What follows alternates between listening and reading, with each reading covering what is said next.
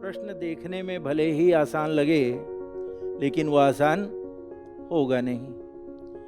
और कुछ ऐसे प्रश्न हैं जो तथ्यों के आधार पर हैं। यहाँ पर देखिए, राजस्व आसूचना निर्देशालय सीमा शुल्क अधिनियम 1962 के उपबंधों को लागू करता है। राष्ट्रीय गोकुल मिशन, इस योजना का एक बहुत साधारण मकसद है, और मकसद यह है कि भारत में जो पशुधन है, एनिमल हस्बेंड्री जिसको आप कह सकते हैं, जो भारत में पशुधन है, उस पशुधन को विकसित किया जाए। देखो, 1957 का माइंस मिनरल डेवलपमेंट एक्ट है। 1900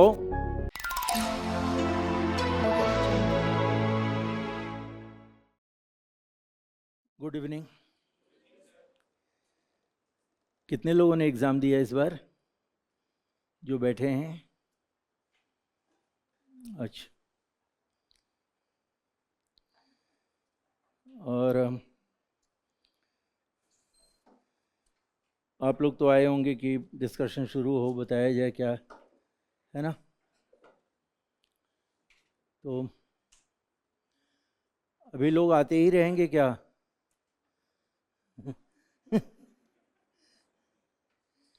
एक बार सर वहाँ बोल दीजिए, किस जिसको आना है वो आ जाए।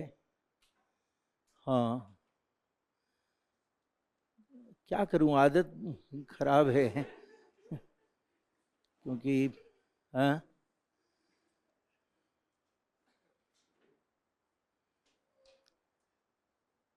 क्योंकि अब कुछ नए बच्चे मुझे दिख रहे हैं, उनको लग रहा होगा कर क्या रहा है ये। मैं हाँ, मेरी एक बीमारी है, मैं जब शुरू कर देता हूँ तो फिर किसी को आने नहीं देता, तो इसीलिए मैं लेट में बुलाया ही जाता हूँ कि बाद में जाना तुम, जब सब आ जाएं। हाँ ठीक है, कुछ चाय पीने गए होंगे शायद।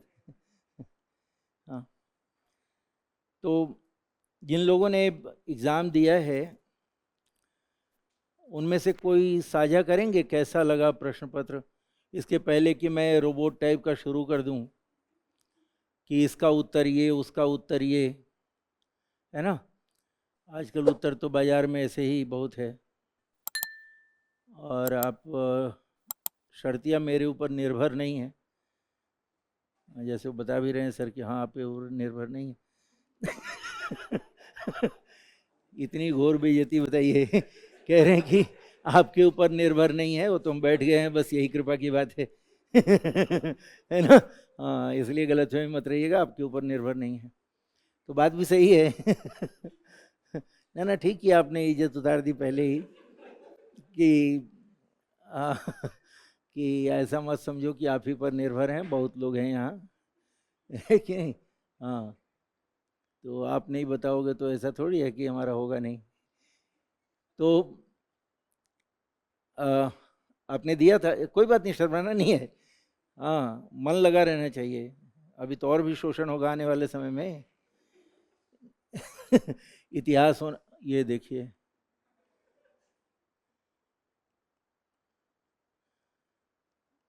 भाई जल्दी बैठ जाओ, फिर मैं अगर शुरू कर दूंगा ना तो आने नहीं दूंगा।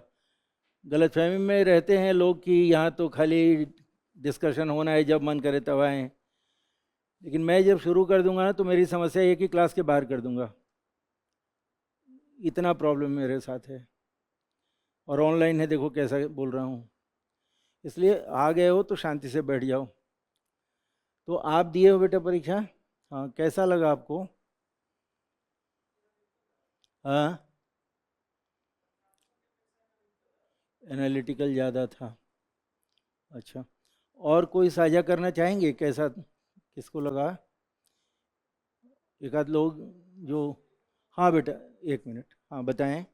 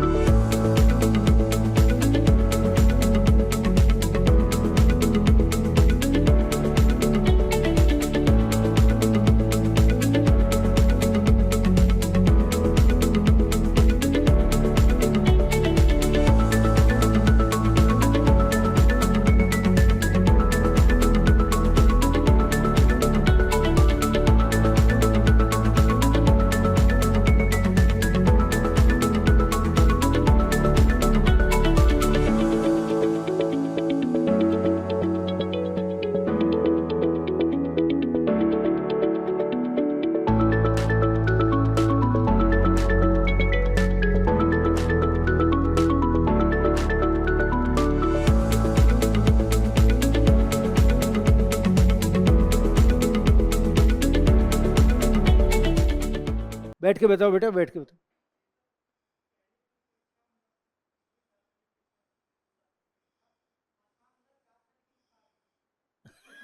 नहीं ठीक कह रहे हो, बहुत एकदम सही बता रहे हैं आप।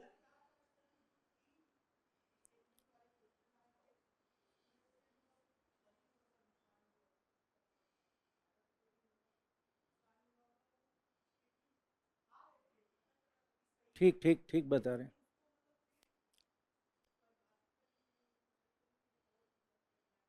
ठीक। नहीं ये तो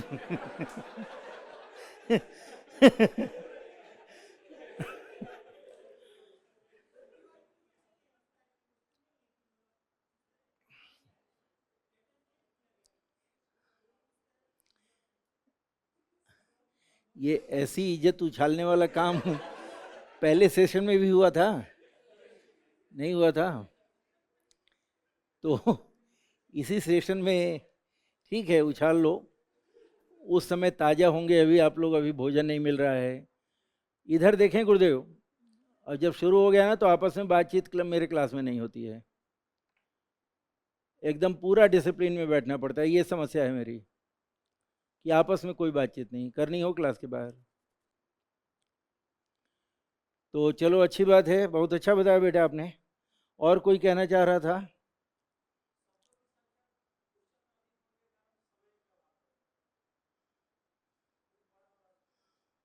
बड़ा बड़ा क्वेश्चन था। अच्छा, क्वेश्चन बड़ा हो गया। मेंस में क्वेश्चन छोटा होगा, लिखना बड़ा पड़ेगा। यहाँ क्वेश्चन बड़ा है, उत्तर छोटा। चलिए अब अच्छी बात है।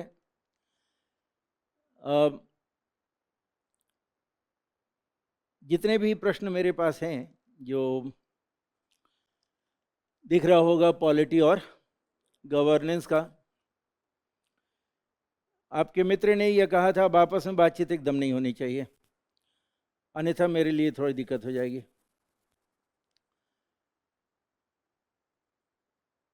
मैं हमेशा यह एक टिप्पणी के साथ ही शुरू करता हूँ, और आपके मित्र ने भी सही फरमाया कि ऐसा कोई पढ़ाता है नहीं, क्वेश्चन पूछ देता है, पढ़ाने वाले सुधर जाओ। लेकिन देखो सुधरना कहाँ से होता है? सुधरना यहीं से है ना? सबसे बड़ी समस्या जो आपके पढ़ने की है और पढ़ाने की है, सबसे बड़ी समस्या है कि हम यही लिखते हैं, पॉलिटी एंड गवर्नेंस। कॉन्स्टिट्यूशन भूल जाते हैं, जबकि आपके सिलेबस में कॉन्स्टिट्यूशन अलग से लिखा हुआ है। ठीक है ना? तो जब संविधान पढ़ोगे ही नहीं, केवल पॉलिटी पढ़ के जाओगे, या पॉलिटी जैसा आपने कहा, मैं आपकी बात ले रहा हूँ, इजाज़त दीजिएगा, कि पॉलिटी ही पढ़ाया जा रहा हो, आपने जो भी पढ़ा है, जहाँ भी पढ़ा है, पॉलिटी ही पढ़ाया जा रहा हो, कॉन्स्टिट्यूशन से उसका कोई संबंध ही न रखा जा रहा हो, और प्रश्न पूछे जा रहे हों संविधान से, तो जाहिर सी बात है कि प्रश्न देखने में भले ही आसान लगे, लेकिन वो आसान होगा नहीं। और कुछ ऐसे प्रश्न हैं जो तथ्यों के आधार पर हैं, जिसमें स्वयं आपको किसी कंसेप्चुअल क्लैरिटी की ज़रूरत नहीं है, यानी कोई अवधारणात्मक समझ की ज़रूरत नहीं है, लेकिन वे प्रश्न परीक्षा हॉल के बाहर आसानी से उत्तर दिए जा सकते हैं उनका, लेकिन परीक्षा हॉल के भीतर सामान्य तौर पर उसका उत्तर देना सरल नहीं है। कठिन नहीं बोल रहा हूँ, सरल नहीं है। अगर आपने गवर्नेंस के चैप्टर्स में जो, जब आप उसको पढ़ते होंगे, वहाँ पर आपने ठीक तरीके से यूनियन गवर्नमेंट और उसके इंस्टीट्यूशंस को ठीक से नहीं पढ़ा हो, संस्थाओं को ठीक से नहीं पढ़ा हो, तो इस बार के प्रश्न पत्र में थोड़ी सी दिक्कत आ सकती है। ठीक है ना? और वह दिक्कत इसलिए नहीं आएगी कि आपको समझ में नहीं आया, वह इसलिए आएगी कि आपने पढ़ा नहीं या याद नहीं किया। वो याद करने की चीज़ है या पढ़ने की चीज़ है, उसमें कोई अतिरिक्त योग्यता की आवश्यकता नहीं है कि हमें समझ में आया और हमें समझ में नहीं आया तो समझने के आधार पर कोई अंतर कर दिया गया, ऐसा है नहीं। वह शुद्ध रूप से पढ़ने के आधार पर अंतर हुआ है। और वहीं से मैं शुरुआत करूंगा। जैसे यह देखिए, ये एक एक प्रश्न मैं लूंगा। यहाँ पर प्रश्न संख्या 33 है। अगर आप में से कोई प्रश्न लेकर आया हो, क्वेश्चन पेपर लाए हैं आप लोग? अच्छा, तो मैं क्वेश्चन सेट जो है बी, वहाँ से आपको दे रहा हूँ। बाकी आप लोग खोज लीजिए, समय पूरा है हमारे पास, ठीक है ना?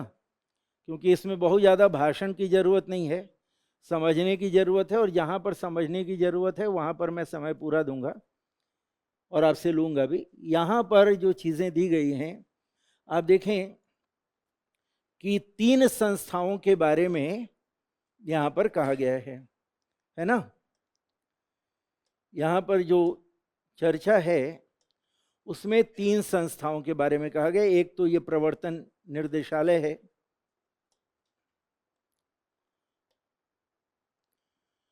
प्रवर्तन निर्देशालय है, राजस्व आसूचना निर्देशालय है, और तीसरा है प्रणाली एवं आंकड़ा प्रबंधन महानिर्देशालय। ठीक है, ये तीनों ही संस्थाएं अपने अलग अलग क्षेत्र में विशेष तौर पर काम करती हैं। और तीनों ही संस्थाओं में से ये जो 2 संस्थाएं हैं ना, राजस्व आसूचना निर्देशालय, प्रणाली एवं आंकड़ा प्रबंधन निर्देशालय, ये जो 2 संस्थाएं हैं, ये 2 संस्थाएं शुद्ध तौर पर इससे जुड़ी हैं। यहाँ मैं अंतर कर रहा हूँ, इससे जुड़ी हैं। और यह जो संस्था है, यहाँ पर देखिए क्या लिखा हुआ है, गृह मंत्रालय। आजकल बहुत चर्चा में था, इन्फोर्समेंट डायरेक्टरेट, ईडी के नाम से हम लोग जानते थे। तो ईडी की भूमिका क्या है? ईडी क्या, हाँ कोई बता भी रहे हैं? हाँ ठीक है, लेकिन बेटा देखना यह है कि यहाँ पर वो चीज़ नहीं है ना। तो थोड़ा सा इसको आप इस रूप में समझ लीजिए कि ईडी जो 1957 में अपने पूरे रूप में आया था, उसका एक स्टैट्यूटरी फंक्शन होता है, एक संविधिक काम होता है। और उस संविधिक काम में एक काम है भगोड़ा अपराधी अधिनियम 2018 का प्रवर्तन। ये भगोड़ा अपराधी अधिनियम कुछ लोगों के द्वारा इसको करंट अफेयर के रूप में देखा जा रहा है, ठीक है ना? जबकि ये स्टैटिक क्वेश्चन है। जो भी पढ़ेगा इन्फोर्समेंट डायरेक्टरेट, वह अवश्य पढ़ेगा कि स्टैट्यूटरी रोल क्या है, यानी कि उसका संविधिक काम क्या है, ठीक है ना? तो अनेक संविधिक कार्यों में से एक काम है कि भारत में जिन लोगों ने वित्तीय अपराध किया और भारत के बाहर वो भाग गए, भारत की न्यायपालिका के दायरे से बाहर निकल गए, तो उनके विरुद्ध ईडी की एक भूमिका होती है। उनकी जो संपत्ति है उसको अटैच करना या आवश्यकता अनुसार उसको बेचना, उससे संपत्ति प्राप्त करना, यह जो जिम्मेदारी है ईडी के हाथ में होती है। और इसी में जैसे आपके मित्र ने कहा कि प्रिवेंशन ऑफ मनी लॉन्ड्रिंग जो 2002 का है ना, इसी तरह से फेमा है 1999 का। तो अलग अलग स्टैट्यूटरी अधिनियम हैं, जिन अधिनियमों के तहत ये इन्फोर्समेंट डायरेक्टरेट काम करता है। तो यहाँ पर जो गलत हुआ वो क्या है? यह चीज़ गलत है, ठीक है। अब यहाँ पर देखिए, राजस्व आसूचना निर्देशालय सीमा शुल्क अधिनियम 1962 के उपबंधों को लागू करता है। ये केवल सीमा शुल्क से ही संबंधित नहीं है, कोफेफोसा का नाम सुने होंगे आप लोग, है ना? उससे भी इसका संबंध है। यानी कि हिंदी में उसको बोलते हैं विदेशी मुद्रा संरक्षण एवं तस्करी गतिविधियों पर रोक, ठीक है। विदेशी मुद्रा संरक्षण एवं तस्करी गतिविधियों पर रोक। तो ये कोफेपोसा जो होता है, ये एक अधिनियम है, उसका भी काम इसके द्वारा होता है। सीमा शुल्क से संबंधित अधिनियम का भी काम इससे संबंधित होता है, और ये राजस्व विभाग का ही हिस्सा है। तो यहाँ पर ये तीनों एक दूसरे से संबंधित हैं, है ना। जबकि इसमें ये जो प्रणाली एवं आंकड़ा प्रबंधन निर्देशालय है, 2009 में इसको शुरू किया गया। ये जो ये हिंदी में जो बोल रहे हैं प्रणाली एवं आंकड़ा प्रबंधन महानिर्देशालय है, 2009 में ये शुरू किया गया था।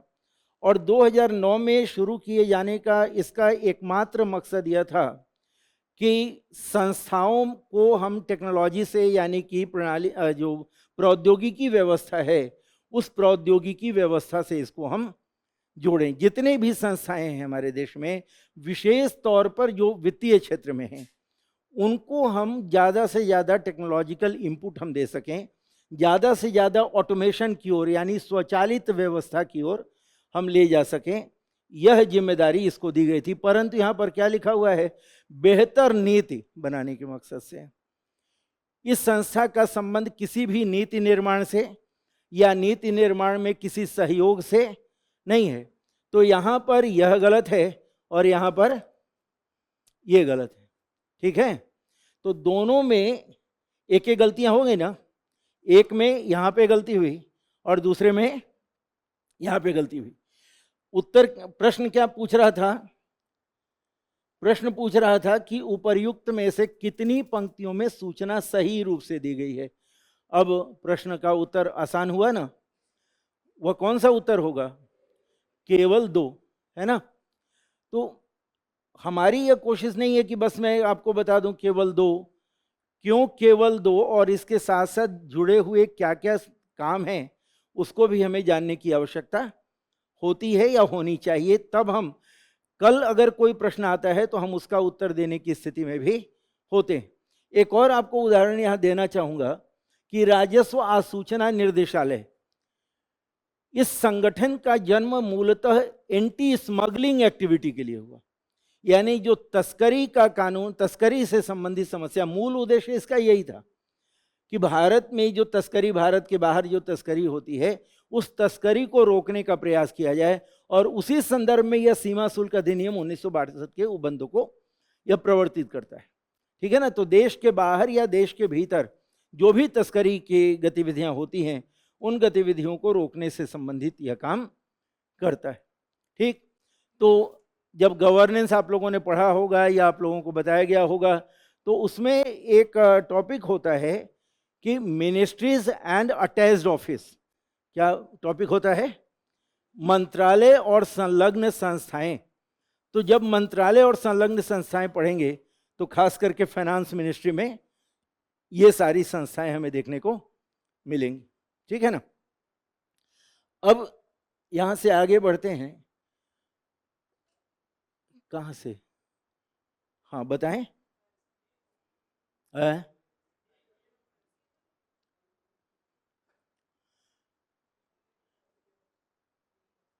ये तो अब, हाँ मतलब सॉरी, ये 2 मैं इससे बोल दिया, हाँ केवल 1 होगा, हाँ ठीक है ना, मैं इसको इससे जोड़ दिया, ठीक है। तो केवल 1 होगा।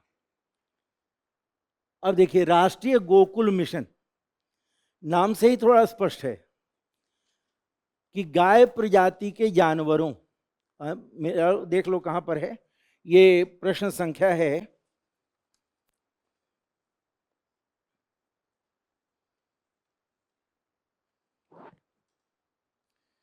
प्रश्न संख्या है 50।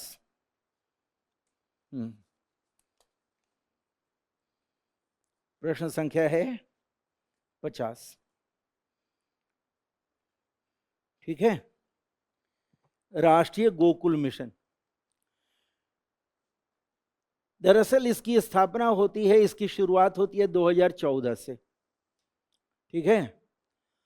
और आजकल ये राष्ट्रीय पशुधन कार्यक्रम भारत सरकार ने शुरू किया, जिसका 2021 से लेकर 2026 तक का एक कार्यक्रम है, लगभग 2400 करोड़ का 2400 करोड़ का, उसी के दायरे में ये योजना आती है। कौन से? राष्ट्रीय गोकुल मिशन। इस योजना का एक बहुत साधारण मकसद है, और मकसद यह है कि भारत में जो पशुधन है, एनिमल हस्बेंड्री जिसको आप कह सकते हैं, जो भारत में पशुधन है, उस पशुधन को विकसित किया जाए। ठीक है? और विकसित करने के दो विशेष क्षेत्र हैं इसमें। एक यह कि बहुत सारे ऐसे गाय की प्रजातियां हैं, सुने होंगे कभी यूट्यूब वगैरह के माध्यम से भी, कि अमुक प्रकार की गाय जो गुजरात में मिलती है वह देश के अन्य भागों में वह ठीक से नहीं रह पाती है, जलवायु के अनुसार वह अपने को एडजस्ट नहीं कर पाती, उसकी एडेप्टेबिलिटी कम होती है ना। तो यहाँ पर दो मकसद है। एक यह कि देश में जितने भी अधिक दूध देने वाले गाय प्रजातियां हैं, उन प्रजातियों को इस तरह से विकसित किया जाए, उनका प्रजनन इस तरह से हो कि वे देश के अलग अलग भागों में, अलग अलग वातावरण में, अलग अलग जलवायु में वो टिक सकें, पहली चीज। दूसरी चीज कि भारत के गायों की या उस प्रजाति, गाय प्रजाति में जो अलग गाय होंगी, उनको उनकी दूध देने की क्षमता को बढ़ाया जाए। ठीक है ना? और इसी मकसद से देश में इस कार्यक्रम को चलाया गया, और 2400 करोड़ रुपया भारत सरकार ने इसके लिए 2021 से 2026 तक के लिए यह कार्यक्रम दिया है। और जो राष्ट्रीय गोकुल मिशन कार्यक्रम है, यह राष्ट्रीय गोकुल मिशन कार्यक्रम राष्ट्रीय पशुधन योजना के दायरे में ला दिया गया है। और राष्ट्रीय पशुधन योजना के बारे में के दायरे में लाने का इसका एकमात्र मकसद यह है कि केवल दूध के उत्पादन में ही वृद्धि न हो, बल्कि गायों की नस्ल इतनी ज़्यादा, या उस गाय प्रजाति की, जो गाय की अलग अलग प्रजातियां हैं, उनकी नस्ल को इतना मजबूत बनाया जाए कि देश के सभी भागों में उनकी एडेप्टेबिलिटी बढ़ जाए, उनकी जो उनके रखने का जो तरीका है वह सरल हो जाए, और वे दीर्घायु हो सकें। तो इस मकसद से हमने राष्ट्रीय गोकुल योजना शुरू की। अब यहाँ पर एक प्रश्न है जो आपके मित्र ने कहा था कि देखने में तो कहीं सरल लगता है लेकिन वो जटिल होता है। अब देखो, इतना जानने के बाद इसमें ऑप्शन देखो, तो एक ऑप्शन आपको मिल गया होगा, वैज्ञानिक रूप से एवं साकल्यवादी रूप से देशज गो, पशु और भैंस के पालन और संरक्षण को प्रोत्साहित करने के लिए आरंभ किया गया, तो किया गया था। ठीक है ना? जितने भी दुधारू पशु हैं उनको आगे बढ़ाने के लिए, मूलतः गाय समुदाय के।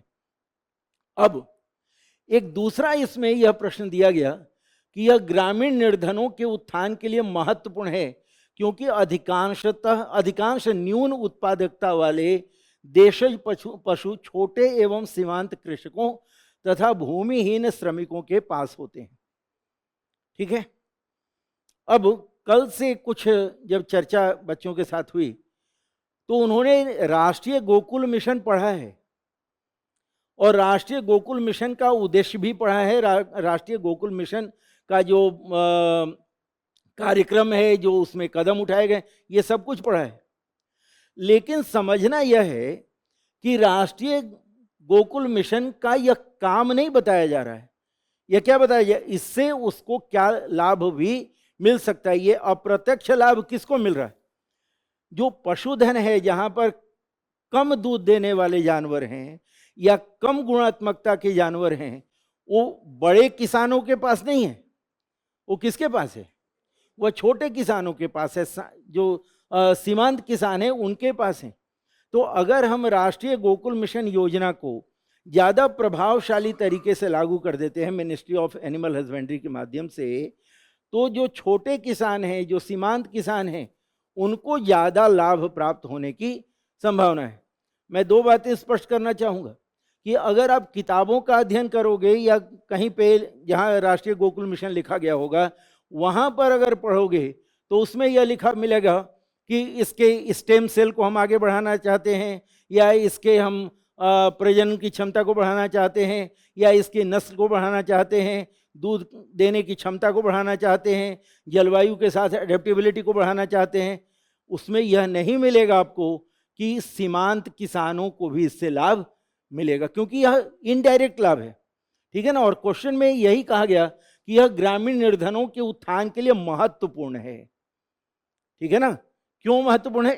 क्योंकि ये जो छोटे पशु होते हैं वो किसके पास होते हैं? छोटे किसानों के पास होते हैं।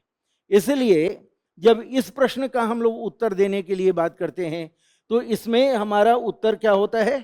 अब देखो, ये दूसरा नंबर तो तथ्य के रूप में सही है, पहला नंबर उसकी तार्किकता से सही है। अंतर है, समझिएगा कि पहला जो यहां से आपको मिल रहा है, सॉरी, यह जो आपको मिल रहा है यह तो तथ्य के रूप में मिल रहा है। एक प्रश्न में दो चीजें आपको मिल रही हैं, एक तथ्य के रूप में मिल रहा है और एक उसका जब आप विश्लेषण करोगे कि यह चीज देश में किन की समस्या है या किन लोगों की समस्या है, तो यह समस्या उनकी नहीं है जो 1 लाख या 10 लाख की गाय रखते हैं। यह उनकी समस्या है जो मुर्रा गाय नहीं रख पाते, भैंस नहीं रख पाते, जो गिर गाय नहीं रख पाते। ये उनकी समस्या है जो छोटे किसान हैं, जो छोटे क्वालिटी के कम गुणवत्ता के पशुधन के मालिक हैं। उनके लिए यह एक बड़ी सुविधा के रूप में आ सकता है और देश में पशुधन का विकास हो सकता है। अगर आप में से कोई ऐसा है जो यह पूछना चाहता है कि इसको हम तर्क के रूप में भी कैसे बढ़ा सकते हैं, तब आपको मालूम होगा कि नीति निर्देशक तत्व में एक प्रावधान लिखा हुआ है कि पशुधन को बढ़ाने के लिए वैज्ञानिक सोच विकसित करें। ठीक है ना। नीति निर्देशक तत्व में एक प्रावधान आपको मिलेगा जिसमें इस बात पर बल दिया गया होगा कि पशुधन को बढ़ावा देना है, पशुधन को वैज्ञानिक सोच के साथ आगे बढ़ाना है। तो वहां पर सरकार ने इस गोकुल योजना के माध्यम से न सिर्फ दूध से संबंधित बल्कि पशुओं की नस्ल को भी आगे बढ़ाने के लिए प्रयास किया, ताकि कृषि के क्षेत्र में सभी का संवर्धन हो सके, विशेष तौर पर किनका? जो छोटे किसान हैं उनका। ठीक है ना। तो इसमें उत्तर क्या होगा? 1 और 2 दोनों। ठीक है ना। यानी आपके अनुसार जो यहाँ पर नंबरिंग है उसके अनुसार उत्तर क्या होगा? सी। ठीक है। अब फिर एक तथ्य आधारित प्रश्न है और यहां जो तथ्य आधारित प्रश्न है, इस प्रश्न का उत्तर आप तभी दे पाओगे जब आपको संविधान के प्रावधानों की जानकारी होगी। ये जितना भी यहां प्रश्न है, जिन लोगों ने भी पंचायत पढ़ा होगा उनको शायद यह बोला जाता है कि आर्टिकल नंबर 243 में जितने भी अनुच्छेद हैं उनको ध्यान से आप पढ़ें, प्रारंभिक परीक्षा के लिए उसकी आवश्यकता होती है। अगर इसमें कुछ बैठे होंगे पूर्वज, जो पूर्वज का मतलब जो पहले पढ़ चुके हैं, तो उनको मालूम होगा कि हमने उनको कहा था। और बेटा जैसे आप कहते हो ना कि ऐसे पढ़ाता भी नहीं है, कोई दिमाग खराब है, तो ये यहाँ पर चश्मदीद गवाह कुछ बैठे हैं, बोल बोल के मरनासन हो गया हूं मैं कि आप लोग अनुच्छेद पढ़िए, लेकिन वो ना, तुम बोलो और हम काम कर लें, ये तो हो ही नहीं सकता। और उनकी सोच भी ठीक है, पैसा भी दें और पढ़े भी, दोनों काम तो है कि नहीं, ये काम नहीं कर सकते हम। लेकिन उनके लिए मजबूरी है कि परीक्षा में हम बैठ नहीं सकते, और बैठेंगे तो फेल करा देंगे क्योंकि इस सब्जेक्ट के अलावा कुछ आता भी नहीं, है कि नहीं। तो अब यहां देखो कि मध्यवर्ती स्तर पर पंचायतें सभी राज्यों में विद्यमान हैं। कितना सरल प्रश्न है। सरल प्रश्न इस सेंस में है कि जब आप पंचायत को 2 वर्गों में बांट देते हो तो अधिकांश जगहों पर यह देखा गया कि एक जगह पर लिखा रहता है अनिवार्य विषय, एक जगह पर लिखा रहता है ऐच्छिक विषय। ऐसे ही आप लोग पढ़े होंगे। हाँ। और जहां अनिवार्य विषय लिखा रहता है उसमें यह लिखा रहता है त्रिस्तरीय पंचायती राज व्यवस्था। ठीक है ना। उसमें ऐसे ही लिखा रहता है त्रिस्तरीय पंचायती राज व्यवस्था। तो पहले ही क्या लिख दिया कि मध्यवर्ती तीनों जगह पर है। अब सोचो एग्जामिनेशन हॉल में विद्यार्थी क्यों दिमाग लगाए इसमें, एकदम सही है। लेकिन अनुच्छेद 243(b)(2), अनुच्छेद 243(b)(2, ठीक है, जो कहना चाह रहा हूं वो यह कि आर्टिकल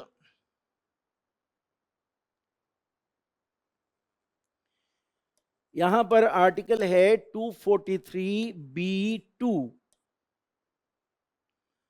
ठीक है। और इस अनुच्छेद में लिखा हुआ है कि अगर 20 लाख की आबादी से कम होगा तो इसकी आवश्यकता नहीं। अब यह शुद्धतः संविधान का प्रावधान है। अनुच्छेद 243(b)(2, आप शायद सभी को मालूम हो कि 243 से लेकर 243(o) तक, ABCD से लेकर O तक पंचायत है, ठीक है ना। और P से लेकर Z और उसके आगे भी ABCD, ये नगरीय निकाय। तो आपको यह नहीं मालूम होगा कि यही पूछेगा, तो कर क्या सकते हैं आप, पूरा का पूरा याद कीजिए। इसमें और कोई दिमाग नहीं लगा सकते, यह आर्टिकल में ही लिखा हुआ है। और वह जानकारी अगर हमारे पास होती है तो हम उस जानकारी के अनुसार अपना पहला उत्तर समझ सकते हैं कि यह क्या होगा, गलत होगा।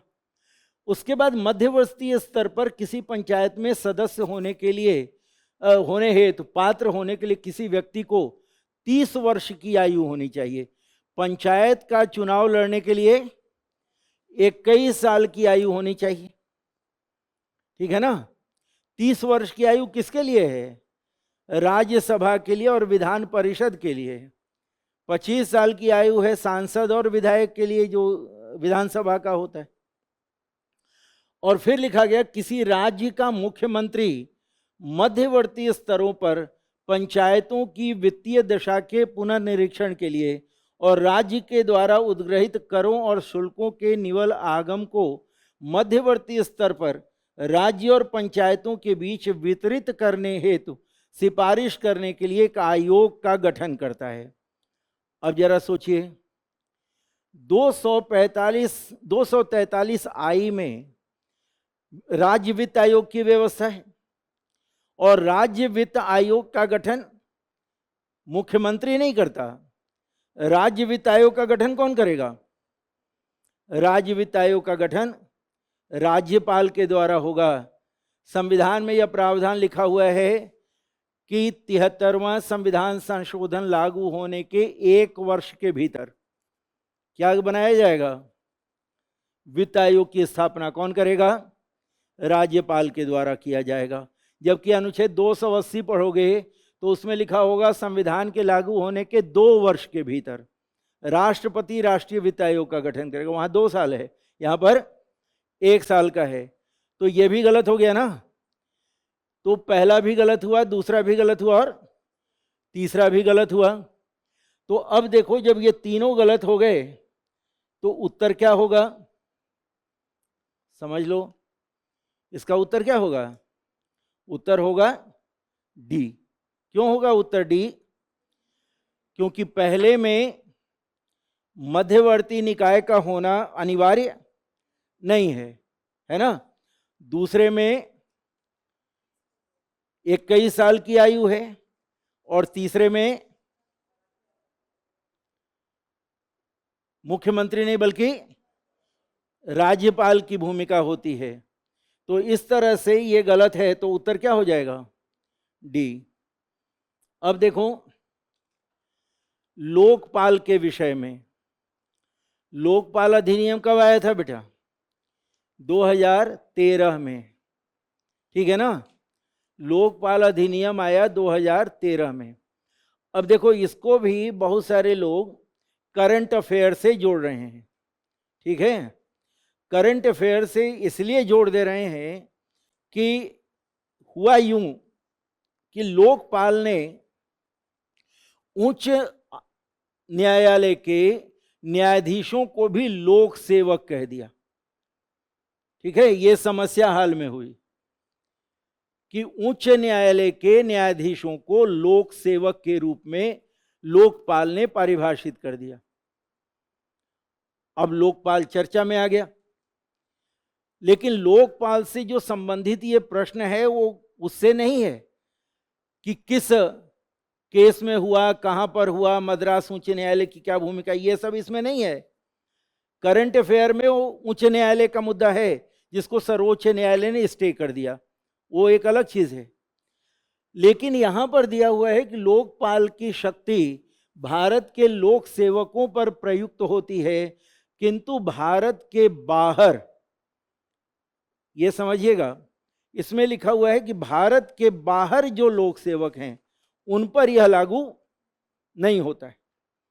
ठीक है ना, भारत के बाहर लोक सेवकों पर लागू नहीं होता, यह गलत है। ठीक है, जितने भी लोक सेवक हैं A B C D category के, वे सभी के सभी इसके दायरे में आते हैं, चाहे वो भारत के बाहर हों या भारत के भीतर हों, सभी के सभी लोकपाल के दायरे में आते हैं। दूसरी चीज कि संसद का कोई सदस्य, देखिए इसमें दो तथ्य है, समझिएगा। संसद का कोई सदस्य या किसी राज्य या संघ राज्य क्षेत्र के विधानमंडल का कोई सदस्य इसका अध्यक्ष या सदस्य नहीं होगा। ये बात सही है, ये एक हिस्सा है, यहां तक, यहां से इसका एक हिस्सा है कि इसका कोई सदस्य नहीं होगा। ठीक है ना, लेकिन यहां पर एक दूसरा है, भारत का मुख्य न्यायमूर्ति चाहे वो पदधारी हो या सेवानिवृत्त, इसका अध्यक्ष होगा। यही गलत है, समझ गए। जो सेक्शन है 2A, जो अधिनियम का सेक्शन है, कौन से अधिनियम का? लोकपाल लोकायुक्त अधिनियम 2013। उस अधिनियम का एक सेक्शन है 2A, जिसमें यह कहा जाता है कि मुख्य न्यायाधीश या सर्वोच्च न्यायालय के न्यायाधीश, कौन? मुख्य न्यायाधीश या सर्वोच्च न्यायालय के न्यायाधीश। इसमें क्या लिखा हुआ है?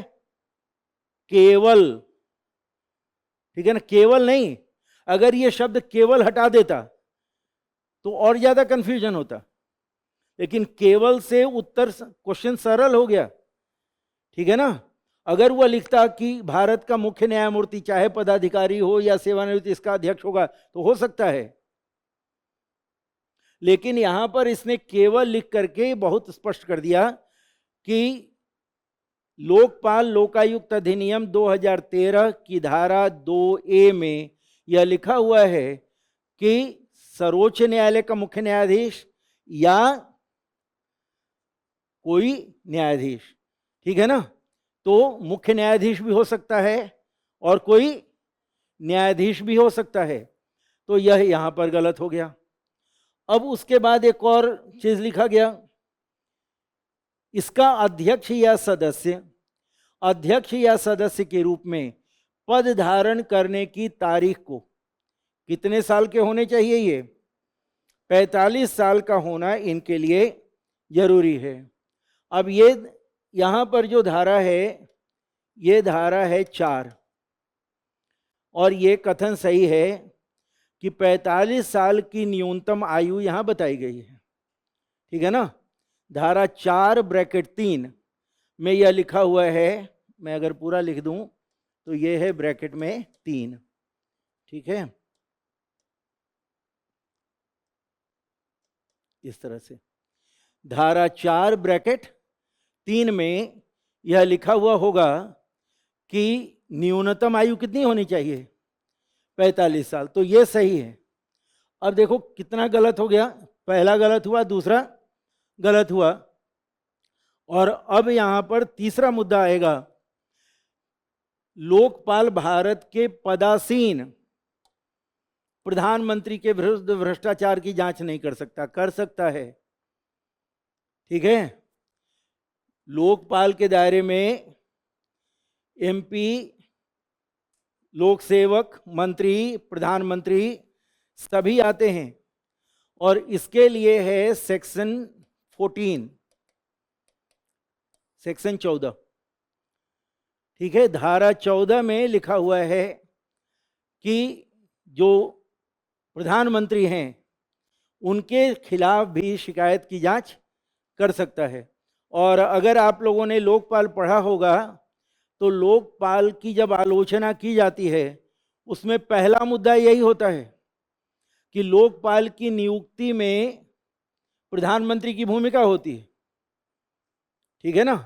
अब लोकपाल की नियुक्ति में भूमिका होगी प्रधानमंत्री की और लोकपाल जांच करेगा प्रधानमंत्री की, यह हास्यास्पद है ना। तो खैर वो आलोचना है। मैं अब आप पूछेंगे आलोचना क्यों बता रहे हो, क्योंकि अगर हमें नहीं भी मालूम हो तो कहीं और तरीके से भी उत्तर हम समझ सकते हैं। तो अगर हमारा कंसेप्ट क्लियर है, तथ्य नहीं भी मालूम है, तो कुछ प्रश्नों का हम उत्तर दे सकते हैं, ठीक है ना। मैं विद्यार्थी के नाते यह मानता हूं कि परीक्षा हॉल के बाद जब प्रश्न पत्र मिलते हैं तो ये सारे सेक्शन बहुत आसान नजर आने लगते हैं, ठीक है ना। ये मैं मानकर चल रहा हूं कि ऐसा मैं बोल सकता हूं। लेकिन जो तैयारी कर रहा है वह सारे सेक्शन अब याद करे 2013 लोकपाल अधिनियम का, यह संभव नहीं है। तो आपसे सेक्शन पूछा भी नहीं जा रहा है। ये सेक्शन तो मैं इसलिए बता दे रहा हूं ताकि आपको पता चले कि मुझे आता है, ठीक है ना। हाँ, बस और कुछ बात नहीं है। तो अन्यथा आपको ये पढ़ाया जाता होगा, या पढ़ना जरूरी है कि प्रधानमंत्री के विरुद्ध जांच पड़ताल कर सकता है, 45 साल की आयु का होना जरूरी है, ठीक है ना। और सभी के सभी लोक सेवक इसके दायरे में आते हैं। मुख्य न्यायाधीश के अलावा अन्य न्यायाधीशों की भी नियुक्ति हो सकती है, ठीक है। तो ये तथ्य पढ़े जाते हैं, केवल सेक्शन मैं बता रहा हूं जो कि हम लोग सामान्य तौर पर नहीं पढ़ते हैं, पढ़ना संभव भी नहीं है, ठीक है। लेकिन मैं हमेशा एक सलाह देता रहता हूं कि यह सेक्शन कहाँ काम आएगा। जब पेपर 4 में आप कोई केस स्टडी लिखना शुरू करोगे तो वहां पर ये सेक्शन बहुत काम आते हैं, ठीक है ना। और लोकपाल जब भ्रष्टाचार की चुनौतियां पेपर 4 में पढ़ोगे तो वहां पर इसकी अप्लाइड भूमिका हो जाती है और वहां पर सेक्शंस का जानना आवश्यक हो जाता है। बात समझ में आई। तो अब यहाँ देखो, जितने भी आपको मिले इनके आधार पर आप खुद से निष्कर्ष ले सकते हो कि कौन सा उत्तर इसमें होगा। पहला सही है या गलत है बेटा, दूसरा गलत है, तीसरा और चौथा, तो उत्तर क्या होगा, ए, ठीक है ना। अब ये कोई कंसेप्ट पर नहीं था, ये तो सेक्शन में दिया हुआ है सारा, है ना। लेकिन हमने आपको यह बताने की कोशिश की कि अगर सेक्शन ना भी मालूम हो तो हम इसका उत्तर दे सकते हैं, और ये सारा सामान्य तौर पर हमारे द्वारा पढ़ा जाता है, हम लोगों के द्वारा लोकपाल के बारे में। अब देखिए, यहाँ थोड़ा सा उनके लिए जटिल होगा, इधर ध्यान दीजिएगा मैडम, थोड़ा सा उनके लिए जटिल होगा जो किसी विशेष किताब का केवल अध्ययन कर लेते हैं, ठीक है ना, वहां समस्या होती है। और वह क्या है, देखिए, राष्ट्रपति द्वारा क्षमादान से संबंधित है। पहले तो यह जान लें कि क्षमादान की शक्ति कौन सी शक्ति है, कार्यपालिका शक्ति, न्यायपालिका शक्ति, विधायिका शक्ति, कौन सी? हाँ, यह कार्यपालिका शक्ति है। पहली बात तो यह जान लें, यह राष्ट्रपति की न्यायिक शक्ति नहीं है, यह कार्यपालिका शक्ति है, पहली बात। दूसरी बात, लिखा हुआ है कि इस शक्ति का प्रयोग सीमित न्यायिक पुनर्विलोकन के अधीन लाया गया। जुडिशियल रिव्यू सामान्य तौर पर नहीं होता है, लेकिन मारू राम बनाम भारत संघ का केस, अब यहां देखिए सर्वोच्च न्यायालय का निर्णय है, कहीं संविधान में नहीं लिखा हुआ है, लेकिन सर्वोच्च न्यायालय का निर्णय है। और जिस निर्णय को 3 बार सर्वोच्च न्यायालय ने स्थापित किया है कि राष्ट्रपति का जो निर्णय होगा सीमित रूप में उसकी न्यायिक समीक्षा हो सकेगी। अब वह सीमित रूप में जो न्यायिक समीक्षा हो सकेगी उसका कारण यहां दिया हुआ है। अगर यह हमें मालूम होता या है तो हम इसका उत्तर बिना केस जाने भी कर सकते थे। क्या है?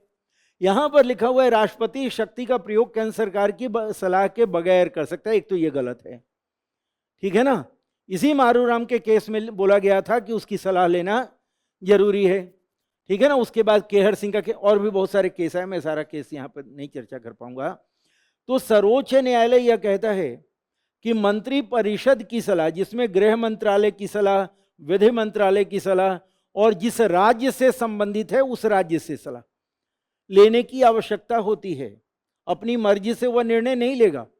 तो जब वह निर्णय ले रहा है, उस निर्णय में सर्वोच्च न्यायालय ने कहा कि यदि राष्ट्रपति का निर्णय ऐसा प्रतीत होता है कि अविवेकपूर्ण तरीके से लिया, आर्बिट्रेरी जजमेंट लिया, डिसीजन लिया, जिसमें ऐसा महसूस होता हो कि जानबूझकर वह पहले से तैयार था कि हमें यही निर्णय देना है, तो उसकी जांच पड़ताल हो सकती है। लेकिन जब भी कोई न्यायिक समीक्षा के लिए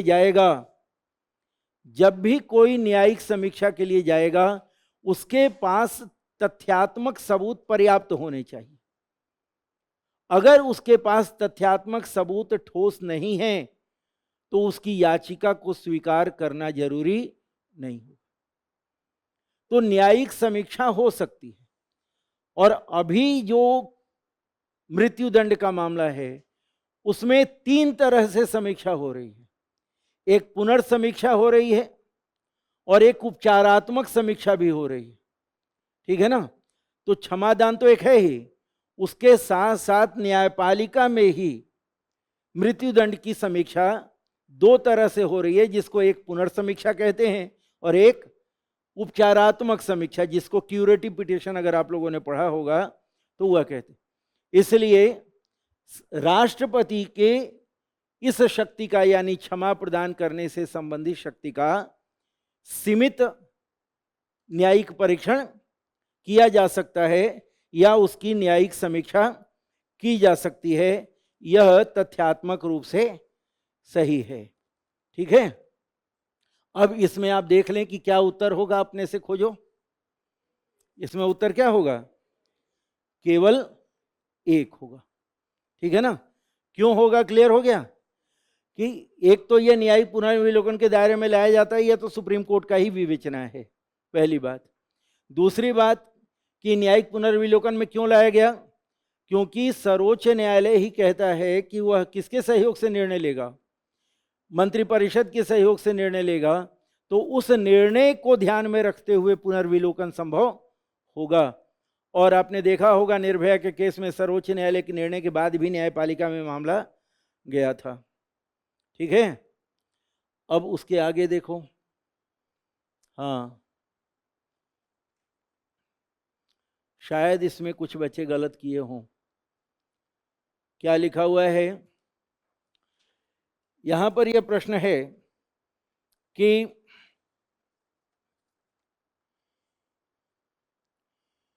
लोकसभा का विघटन होने पर विघटन के पश्चात होने वाले लोकसभा के पहले अधिवेशन के ठीक पहले तक अध्यक्ष अपने पद को रिक्त नहीं करता।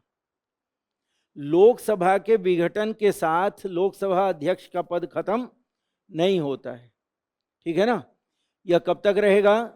जब तक नया अध्यक्ष न आ जाए। तो एक तो यह तथ्य हुआ। दूसरा, संविधान के उपबंधों के अनुसार लोकसभा का कोई सदस्य अध्यक्ष के रूप में निर्वाचित होने पर अपने राजनीतिक दल से तुरंत त्यागपत्र दे देगा। भारत में यह व्यवस्था नहीं है। कहां पर है ये? ब्रिटेन में व्यवस्था है। तीसरा, लोकसभा के अध्यक्ष को लोकसभा के तत्कालीन समस्त सदस्यों के बहुमत से पारित संकल्प द्वारा अपने पद से हटाया जा सकेगा, किंतु कोई संकल्प तब तक प्रस्तावित नहीं किया जाएगा जब तक कि उस संकल्प को प्रस्तावित करने के आशय की कम से कम 14 दिन की सूचना न दी गई हो। ये लास्ट वाला कोई खास प्रॉब्लम नहीं कर रहा है, 14 दिन की सूचना होती है। लेकिन कौन सा बहुमत है इसमें? इसमें सामान्य बहुमत नहीं है, प्रभावी बहुमत है।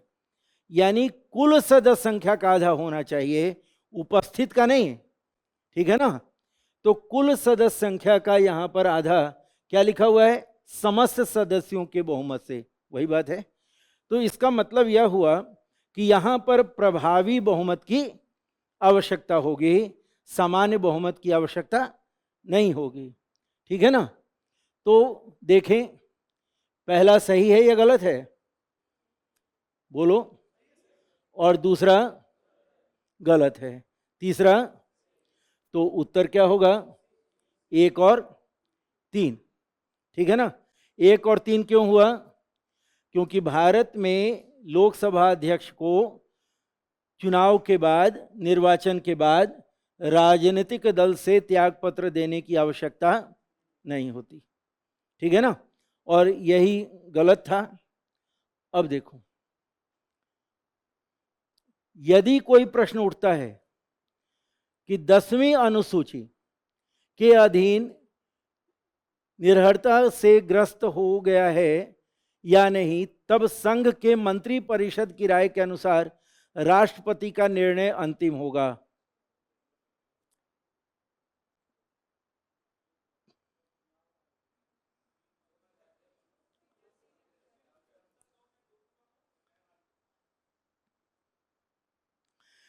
एक तो यह समझें कि यह अनुच्छेद 100, इसका संबंध है अनुच्छेद 102(2) से, ठीक है। अब अगर 102(2) और 101 मालूम होता तो ये सारा उत्तर आपके 1 मिनट में समझ में आ जाता, क्योंकि ये जो राष्ट्रपति का निर्णय होता है इसके लिए जो अनुच्छेद है वह है 103। जहां पर राष्ट्रपति का निर्णय होता है वह अनुच्छेद 103 से जुड़ा हुआ है, ठीक है। और वहां पर लिखा है कि राष्ट्रपति निर्वाचन आयोग की सलाह से निर्णय लेगा। वो कब है, जब लाभ का पद हो या अन्य समस्याएं, ठीक है ना। यहां पर जो 10वीं अनुसूची है, तो 102(2) और 10वीं अनुसूची, जहां पर लोकसभा का अध्यक्ष या राज्यसभा का सभापति वह निर्णय लेता है, ठीक है। अब इसको भी कुछ लोग करंट अफेयर से जोड़ रहे हैं, क्योंकि महाराष्ट्र में एक समस्या उत्पन्न हुई थी जब राज्य विधानसभा के अध्यक्ष के द्वारा दल बदल विरोध पर निर्णय नहीं लिया जा रहा था, विलंब किया जा रहा था, तो एक समस्या उत्पन्न हुई थी। तो यहाँ पर पहला प्रश्न यह क्लियर हुआ कि पहला जो वाक्य है कि ये पहला वाक्य क्या है, गलत है। अब दूसरा क्या बोला जा रहा है कि भारत के संविधान में शब्द राजनीतिक दल का कहीं कोई उल्लेख नहीं है। भारत के संविधान में राजनीतिक दल शब्द का कोई उल्लेख नहीं है कहीं पर उल्लेख? उसी 10वीं अनुसूची में है।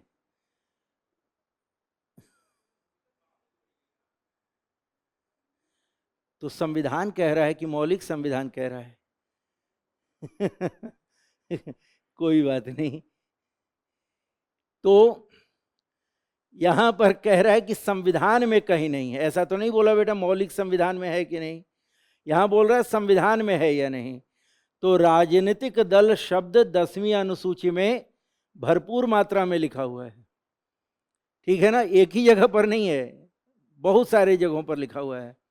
तो राजनीतिक दल शब्द कहां पर है, 10वीं अनुसूची में, ठीक है। और उसके बाद जनप्रतिनिधित्व अधिनियम में आपको राजनीतिक दल शब्द मिलेगा, ठीक है ना, समझ गए। अब थोड़ा सा मैं एक और आपके साथ समझ लूं कि अगर मान लो कि 10वीं अनुसूची को छोड़ दें और जनप्रतिनिधित्व अधिनियम छोड़ दें, तो राजनीतिक दल शब्द के बारे में संविधान में और कहीं पर पढ़ने को मिलता है? मैं क्लास टाइप का कर दिया। राजनीतिक दल के बारे में और भी कहीं पर पढ़ने को मिलता है क्या? भाई परीक्षा दे दिए हो आप लोग, बताओ।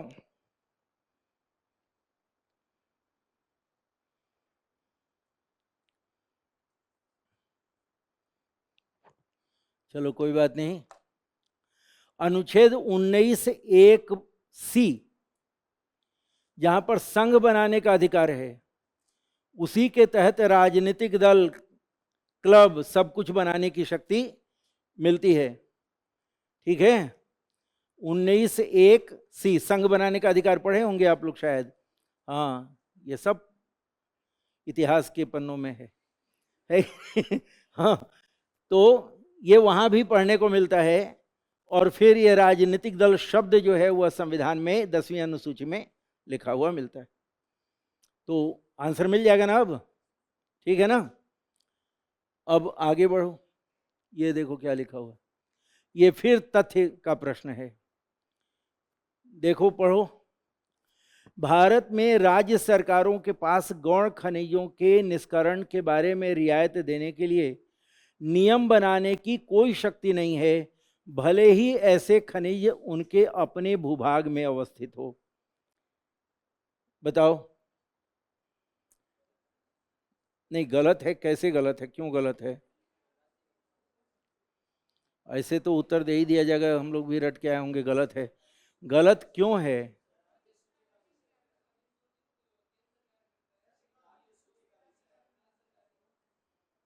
वाह। हाँ, इसलिए तो इसको हटा देते। हाँ,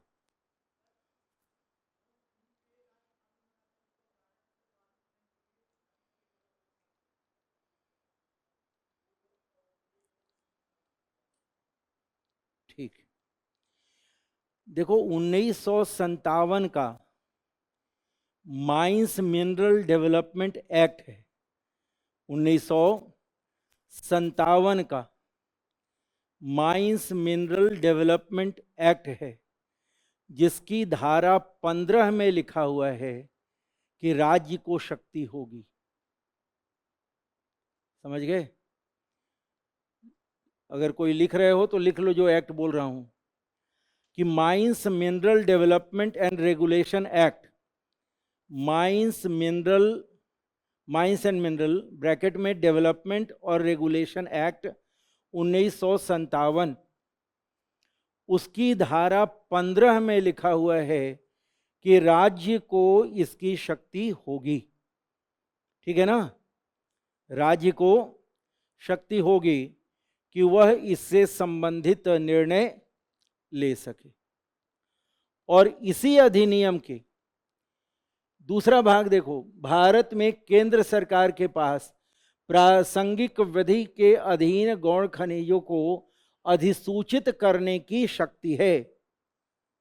किसकी शक्ति है? अधिसूचित करने की शक्ति है। अब इसका क्या मतलब है?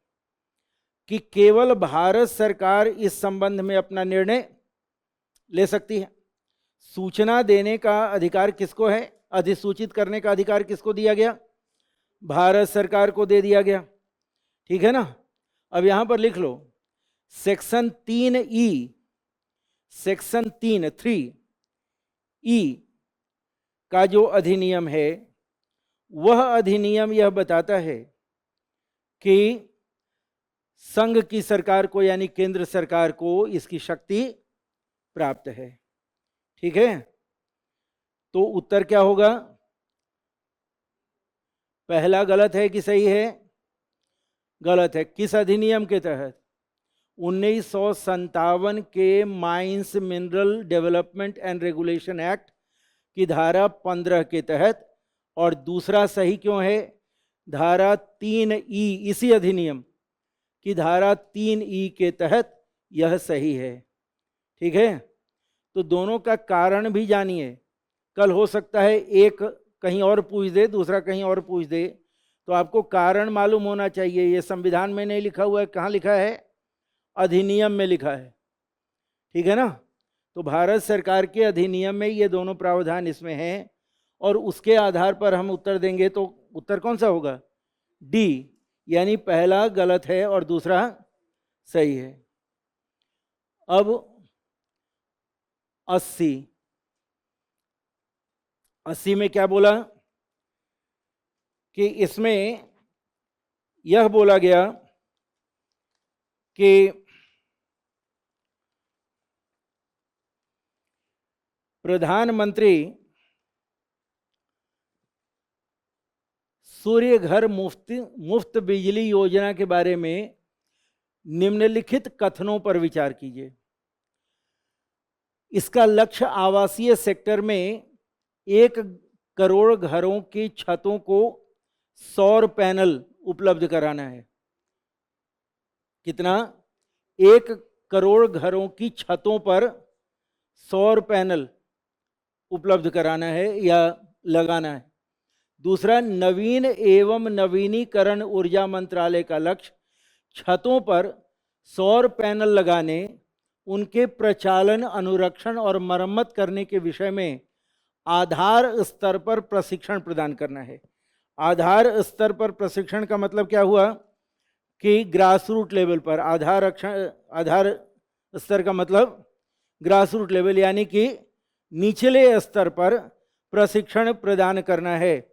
इसका मतलब क्या हुआ? निचले स्तर पर प्रशिक्षण प्रदान करने का मतलब क्या होगा? यहाँ पर निचले स्तर पर प्रशिक्षण प्रदान करने का मतलब होगा कि जो सौर पैनल हम लगा रहे हैं वह स्थानीय स्तर पर पहुंचे और हर घर में बिजली प्राप्त हो।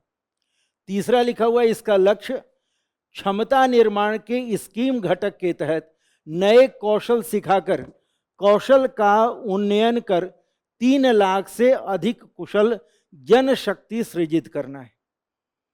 3 लाख से अधिक कौन सी शक्ति सृजित करना है? इसको हिंदी में जनशक्ति बोला गया, अंग्रेजी में कैपेसिटी बिल्डिंग के रूप में देखा गया है। ठीक है? कौन सी बिल्डिंग? कैपेसिटी बिल्डिंग, यानी कि शक्ति विकास। ठीक है ना, शक्ति निर्माण। अब तीनों में कथन है। ठीक है? अब इस योजना के तहत, अगर आप योजना जानते हो तो आसानी से कहा जा सकता है कि इसमें तीनों के तीनों सही हैं। कथन है, इसमें हम और आप कुछ नहीं कर सकते। केवल हमारे लिए क्या जरूरी था कि 1 करोड़ सही है कि नहीं। फिर दूसरे जगह पर दिया गया कि 3 लाख दिया गया, वह सही है कि नहीं। ठीक है ना, ग्रास रूट लेवल पे सही है कि नहीं।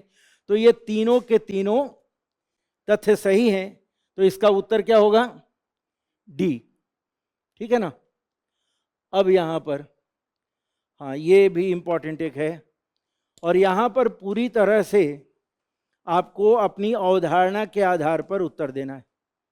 बिना कंसेप्ट के ये हो ही नहीं सकता। इसमें कहीं पर भी तथ्य केवल नहीं है। ठीक से बैठिए पीछे। अध्यादेश किसी केंद्रीय अधिनियम को संशोधित कर सकता है। अध्यादेश किसी केंद्रीय अधिनियम को संशोधित कर सकता है। कथन सही है या गलत है?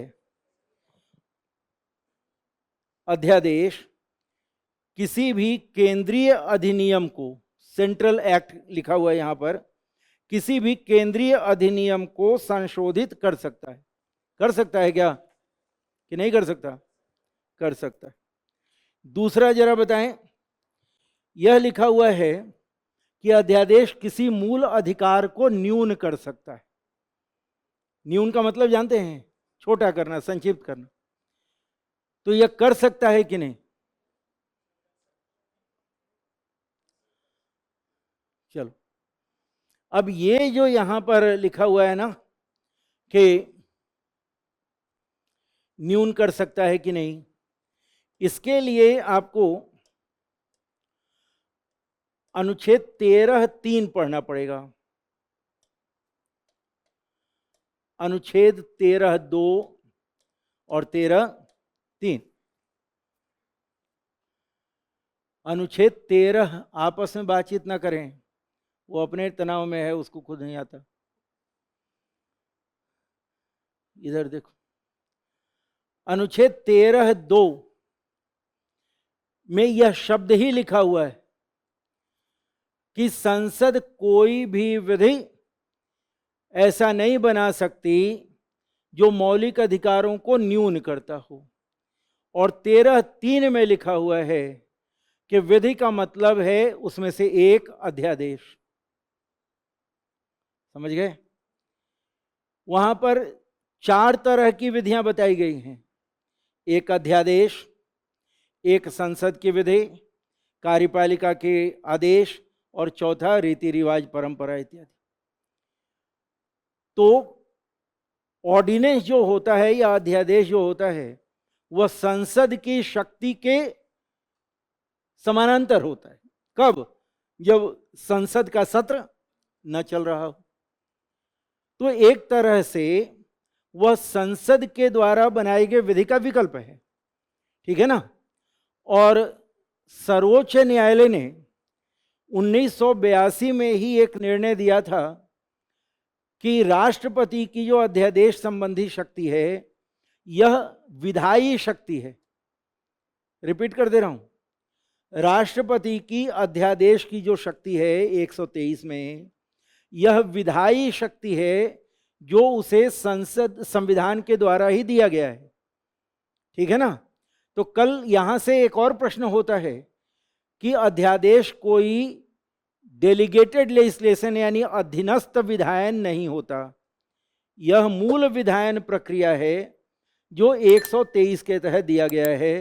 सर्वोच्च न्यायालय ने ए.के. राय बनाम भारत संघ 1982, कब का बोल रहा हूं, ए.के. राय बनाम भारत संघ 1982 के केस में कहा कि यह विधायी शक्ति है और जैसे ही अध्यादेश विधायी शक्ति हुई 13(2) उस पर लागू होगा, ठीक है ना।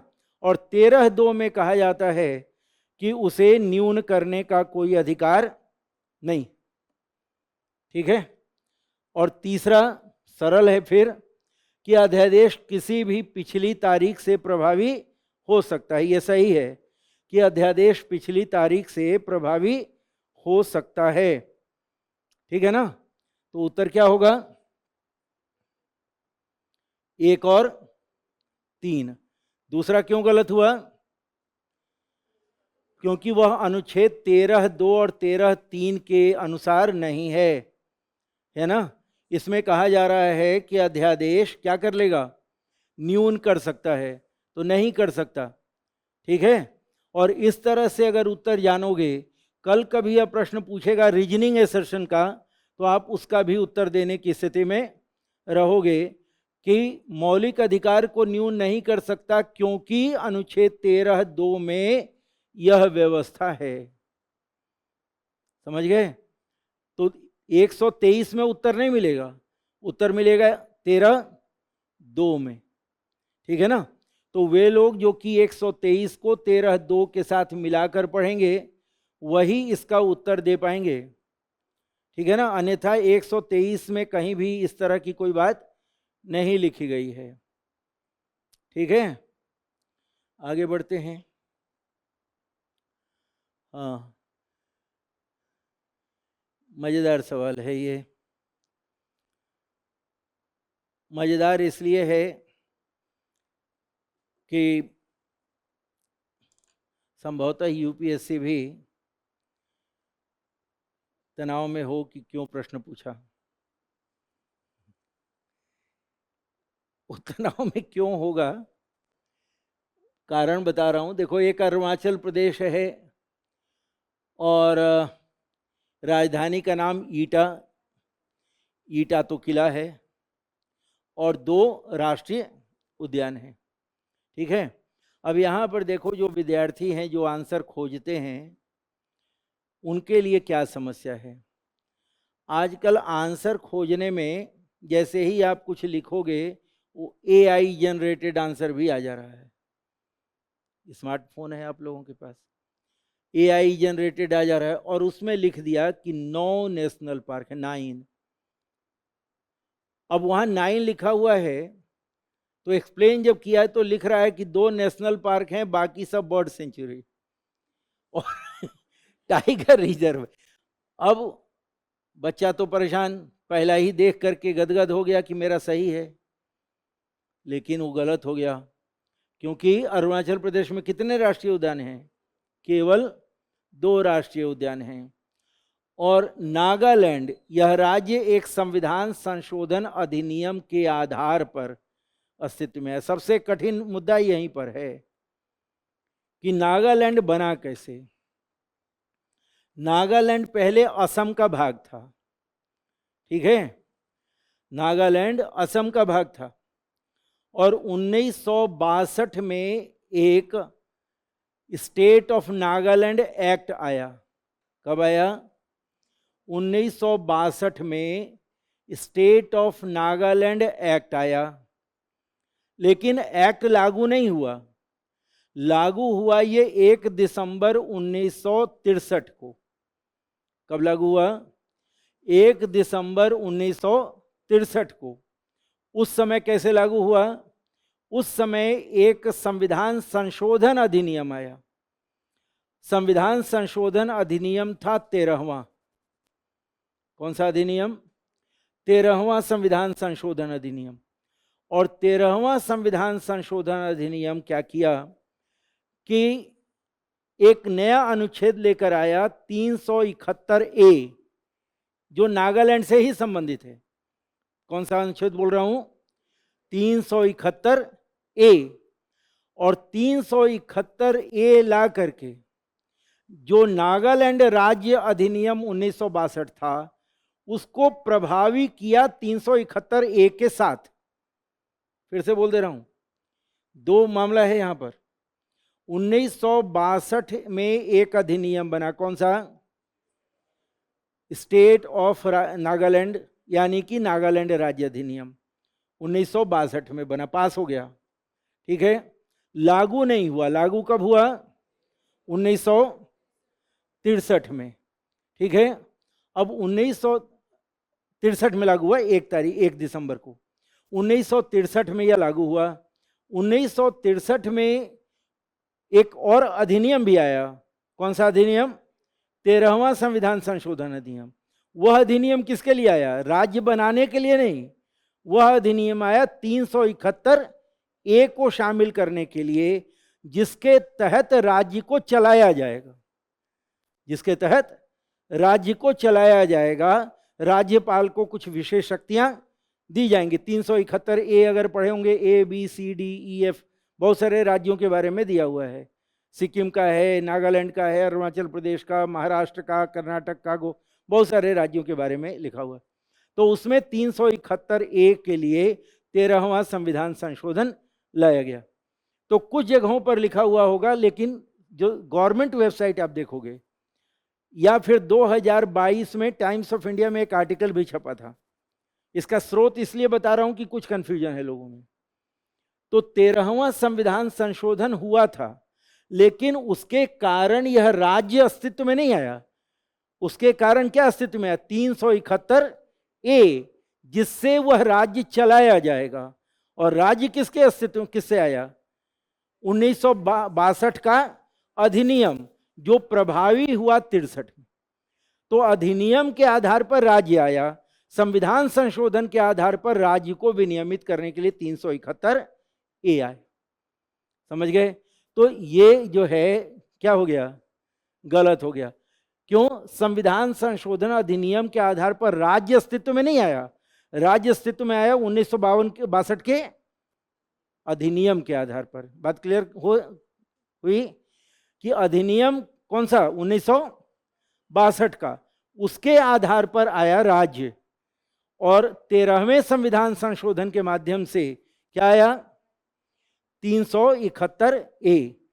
अब मान लो ये भी नहीं याद रहे, आपको शायद मालूम हो कि भारतीय संविधान के अनुच्छेद 3 में लिखा हुआ है कि राज्य हो या संघ शासित क्षेत्र हो, उसके सीमा में परिवर्तन करने के लिए या अन्य क्षेत्रों में परिवर्तन करने के लिए, नया राज्य बनाने के लिए संविधान संशोधन की आवश्यकता नहीं होती। तो अगर 3 भी याद होता तब भी ये क्लियर था, ठीक है ना। और नहीं तो जो अधिनियम मैं बता रहा हूं, अगर वह याद रहता तब भी यह नहीं होगा।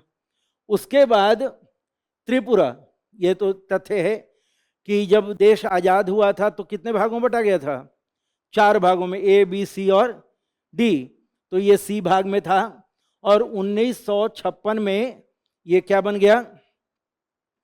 1956 में राज्यों का पुनर्गठन होने पर केंद्र शासित क्षेत्र बना और इसको 1972 में राज्य का दर्जा मिला था। इसमें नहीं लिखा हुआ है। 1972 में इसको राज्य का दर्जा, किसको? त्रिपुरा को, आप चाहें तो लिख लें। 1972 में त्रिपुरा को राज्य का दर्जा मिल गया था। ठीक है, क्लियर हो गया? अब आगे बढ़ो। अब इसका उत्तर मिल जाएगा ना? क्या उत्तर होगा देखो तो। इसका उत्तर क्या होगा? केवल 2, केवल 2 होगा। ठीक है ना, पहला और तीसरा। अब देखो क्या लिखा है। हाँ, संविधान संशोधन पढ़े होंगे अगर आप लोग, है ना? 368(2) पढ़े हैं ना? 368। तो सॉरी, ये माफ कीजिएगा, ये दूसरा क्वेश्चन है। यहां पर क्या लिखा हुआ है कि कौन संविधान के उपबंधों के अनुसार है? मैं दूसरा क्वेश्चन समझ लिया था। संविधान में कौन सा प्रावधान है? इसमें अंतर्राज्यीय परिषद किस अनुच्छेद में है? 263 में। क्षेत्रीय परिषद कैसे आई है? 1956 के राज्य पुनर्गठन आयोग से, अधिनियम से। और ये कार्यपालिका आदेश से। किससे आया? कार्यपालिका आदेश से 1998 में। जब अटल बिहारी वाजपेयी प्रधानमंत्री थे तो राष्ट्रीय सुरक्षा परिषद का गठन किया गया था। लिखना चाहो तो लिख लो। राष्ट्रीय सुरक्षा परिषद का गठन कब किया गया? 1998 में। ठीक है ना? राष्ट्रीय सुरक्षा परिषद का गठन 1998 में कार्यपालिका आदेश से हुआ है और ये संविधान में लिखा हुआ है 263 और ये 1956 के राज्य पुनर्गठन अधिनियम से हुआ। ठीक है ना? लेकिन ध्यान रखिएगा, राज्य पुनर्गठन अधिनियम से केवल 5 ही हुआ। छठवां जो नॉर्थ ईस्ट जोनल काउंसिल है वह 1971 में संसद के अलग कानून से हुआ है। ठीक है? मौजूदा समय में कितने जोनल काउंसिल हैं? 5 + 1। ये सब अतिरिक्त जानकारी है, इसमें कुछ नहीं लिखा हुआ है। तो 5 1956 से बना और एक जो बना नॉर्थ ईस्ट का वह 1971 में संसद के कानून से बनाया गया, एक अलग कानून से बना संसद के।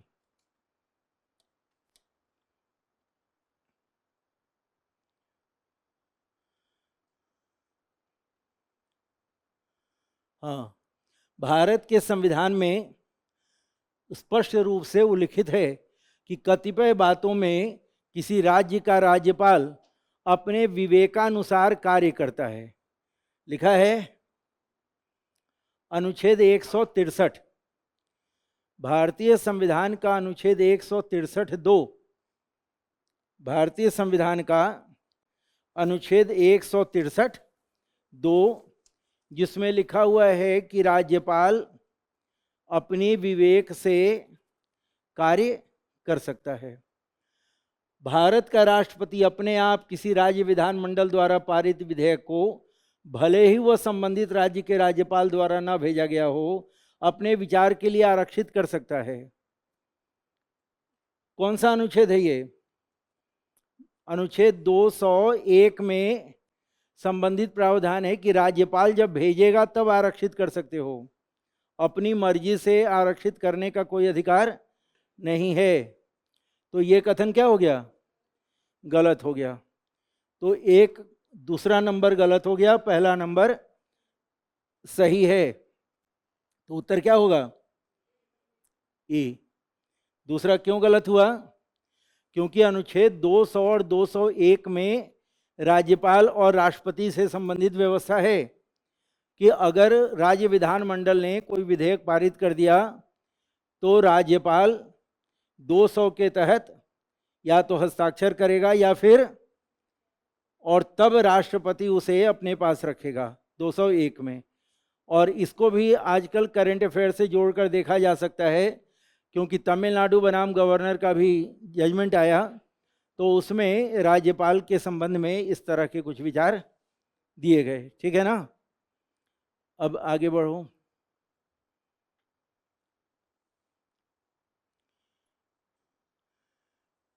यहां पर भी युग्म बनाना है। राज्य की लोक सेवा में न्यायपालिका का कार्यपालिका से पृथककरण। कौन सा अनुच्छेद है? अनुच्छेद 50। हमारी सामाजिक सांस्कृतिक संस्कृति की समृद्ध विरासत का महत्व समझना और उसका परीक्षण करना मूल कर्तव्य। ये कौन सा मूल कर्तव्य है? 51 ए जी।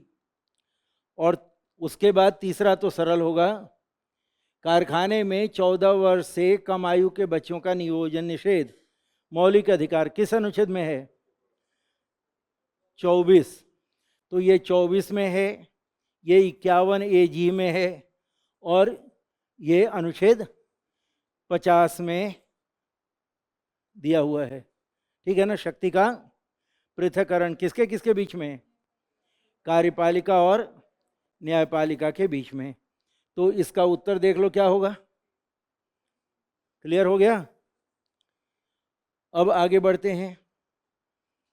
5वीं अनुसूची के अधीन किसी राज्य में कोई क्षेत्र अनुसूचित क्षेत्र घोषित कर दिया जाता हो, तो ऐसे क्षेत्र में राज्य सरकार द्वारा अपने कार्यपालिका शक्ति ऐसे क्षेत्र में राज्य सरकार अपनी कार्यपालिका शक्ति खो देती है और एक स्थानीय निकाय पूर्ण प्रशासन ग्रहण कर लेता है।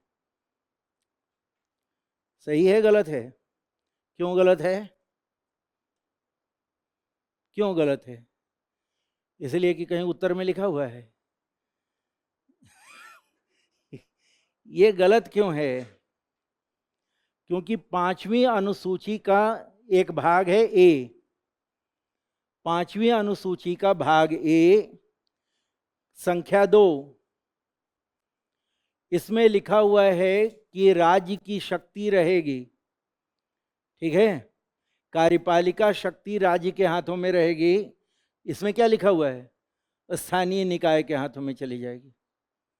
ठीक है ना।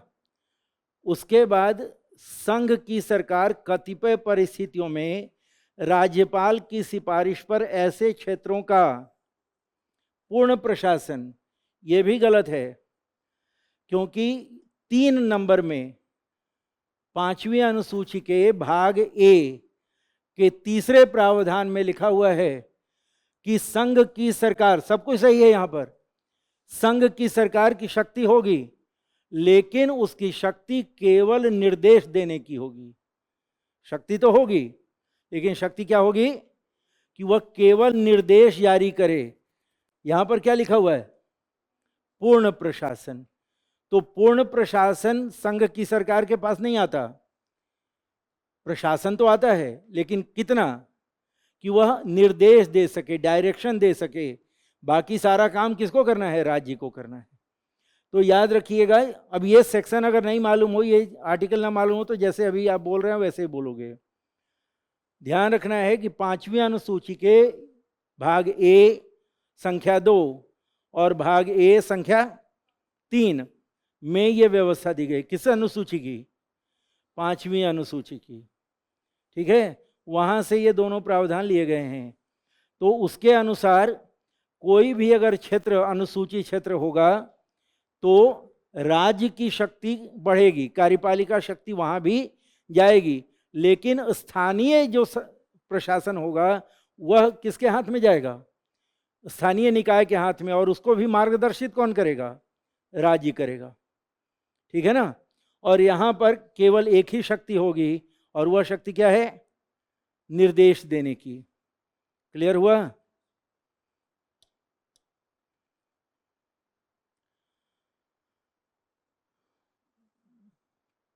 भारत के संदर्भ में निम्नलिखित युग्मों पर विचार कीजिए। जैसे मैंने कहा था पहले वाले में कि कुछ ऐसे प्रश्न होते हैं जिनका उत्तर सरल नहीं होता है, प्रश्न आने के बाद वो भले ही सरल दिखाई दे लेकिन वह सरल नहीं होता है, ठीक है ना।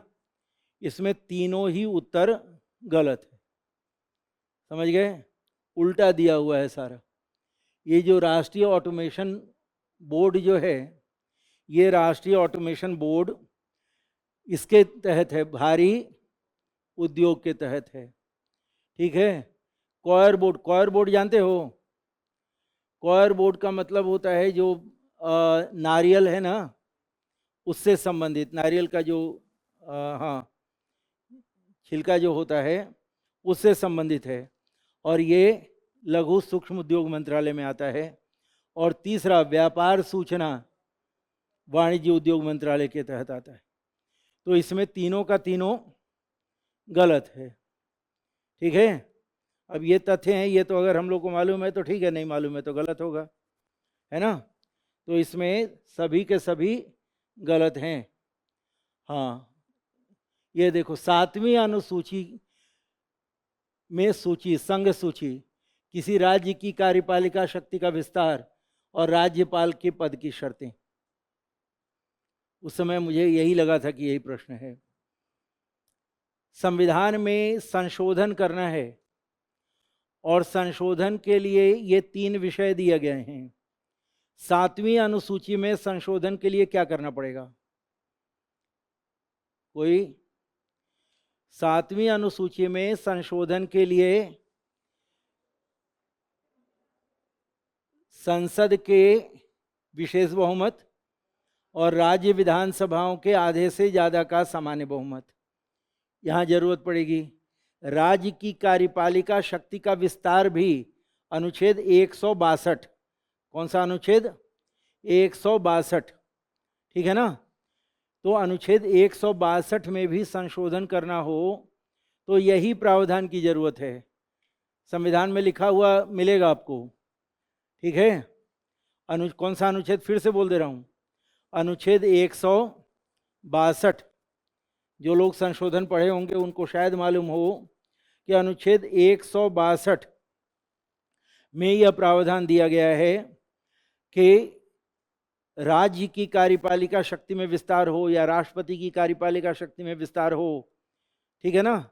अनुच्छेद 368(2), कौन सा अनुच्छेद? 368(2). तो उसमें यह प्रावधान है कि इसके लिए और इसके लिए विशेष बहुमत की जरूरत होगी। मिल गया, ठीक है ना। राज्यपाल के पद की शर्तें, इसके लिए विशेष बहुमत की जरूरत नहीं पड़ती है। तो उत्तर क्या हो गया? 1 और, ठीक है ना। अब इसमें खोज लीजिए जहां पर 1 और 2 होगा। अब भारतीय राज्य व्यवस्था के संदर्भ में निम्नलिखित कथनों पर विचार कीजिए। किसी राज्य का राज्यपाल अपने पद की शक्तियों और दायित्वों के प्रयोग और निष्पादन के लिए किसी न्यायपालिका के प्रति उत्तरदायी नहीं है। अब यहाँ पर एक सलाह दूंगा जो भविष्य में भी परीक्षा देने के लिए जाएंगे, कि अगर इस प्रश्न का उत्तर मुख्य परीक्षा में दिया जाएगा तो ये कथन गलत है। मैं रिपीट कर दे रहा हूँ, अगर यही प्रश्न आपको मुख्य परीक्षा में दे दे तो यह कथन गलत है, क्योंकि ये जो पहला कथन है अनुच्छेद 361 का है और अनुच्छेद 361 में हूबहू ऐसे ही लिखा हुआ है। लेकिन आपको मालूम होगा कि 361 के दायरे में सर्वोच्च न्यायालय ने अनेक प्रतिबंध लगा दिए हैं राज्यपाल पर, है ना। 2023 में पंजाब और गवर्नर का केस, है ना। 2006 में रामेश्वर प्रसाद का केस, और फिर 2024 में भी हाल ही में तमिलनाडु और राज्यपाल का केस। तो जब मुख्य परीक्षा दोगे, मुख्य परीक्षा में आप कह सकते हैं कि न्यायपालिका के लिए उत्तरदायी होंगे, ठीक है ना। लेकिन 361 में साफ साफ लिखा हुआ है कि ये उत्तरदायी नहीं होंगे तो प्रारंभिक परीक्षा में आपको क्या मानकर चलना होगा कि ये कथन सही है। विश्लेषण नहीं करेंगे आप यहाँ पर, क्या कहेंगे, ये कथन सही है। किसके तहत? 361 के तहत। दूसरा, राज्यपाल के विरुद्ध उसकी पदावधि के दौरान कोई दांडिक कार्यवाही संस्थित नहीं की जा सकती या जारी नहीं रहेगी। दांडिक का मतलब होता है पनिशमेंट, ठीक है ना। कोई भी पनिशमेंट उनको नहीं दिया जाएगा, कोई क्रिमिनल प्रोसीडिंग नहीं होगी। यानी कि दांडिक कार्यवाही, क्रिमिनल प्रोसीडिंग को दांडिक कार्यवाही बता रहा है, तो क्रिमिनल प्रोसीडिंग इनके खिलाफ नहीं की जाएगी, ठीक है। और क्रिमिनल प्रोसीडिंग नहीं की जाएगी, इसके लिए व्यवस्था है, मैं लिख दे रहा हूं, 361(2). किसमें व्यवस्था है? 361(2) में यह लिखा हुआ है कि कोई क्रिमिनल प्रोसीडिंग नहीं की जाएगी, ठीक है ना। लेकिन एक अतिरिक्त जानकारी भी ले लें कि 361(4) में लिया हुआ है कि दीवानी कार्यवाही की जा सकती है, लेकिन 2 महीने का नोटिस देने के बाद। तो 361(2) का प्रावधान है कि कोई भी आपराधिक मामला या फौजदारी मामला नहीं चलाया जा सकता तब तक जब तक कि वह पद पर बना हुआ है। 361(1) में यह हो गया। किसी राज्य विधानमंडल के सदस्य सदन के अंदर कही गई किसी भी बात के लिए किसी भी न्यायालय में कार्यवाही के लिए जवाबदेह नहीं है। अनुच्छेद 194, ठीक है, अनुच्छेद 194। तो अगर हमें ये सब अनुच्छेद याद है, ठीक है ना, जो समय के साथ आपको बताया गया होगा या बताया जाएगा, तो 361 देख लो, 1, 361(2) और 194। तो एक ही क्वेश्चन में अलग अलग अनुच्छेद के भी सवाल पूछे जा रहे हैं। तो जितना आप अनुच्छेद जानोगे, उसके शब्दों को समझोगे और उसका एक दूसरे के साथ अंतर स्पष्ट करोगे, तो आप अपना उत्तर दे सकते हो, ठीक है ना। तो 2 चीज़ें हमेशा ध्यान रखिए कि संविधान के अनुच्छेद याद करना, संविधान का एक दूसरे के साथ संबंध स्थापित करना, और संविधान के आधार पर जो अवधारणात्मक प्रश्न हैं उन अवधारणात्मक प्रश्नों का उत्तर देना, ठीक है। तो इस तरह से ये सारे प्रश्नों का उत्तर दिया जा सकता है। और जो भी प्रश्न हमें दिए गए थे उसका उत्तर होगा, ठीक है। तो उत्तर कभी भी रटने की कोशिश मत करो, उत्तर ज्ञात करने की कोशिश करो कि उत्तर ऐसा क्यों है। अगर किसी ने उत्तर दे भी दिया, कोई कोचिंग इंस्टीट्यूट उत्तर दे दिया, तो वह उत्तर क्यों है यह जानना बहुत जरूरी है, ताकि आप अगली बार भी उत्तर लेना सीखो। न कि उत्तर कहीं से मिल गया, क्यों मिला, क्यों सही है पता नहीं, बस बता दिया सही है तो सही हो गया, ऐसा नहीं होना चाहिए, ठीक है। तो इजाज़त दीजिए, अब दूसरे लोग आएंगे, है ना। हाँ, तो व्यक्ति बदलेंगे, शोषण जारी रहेगा। धन्यवाद।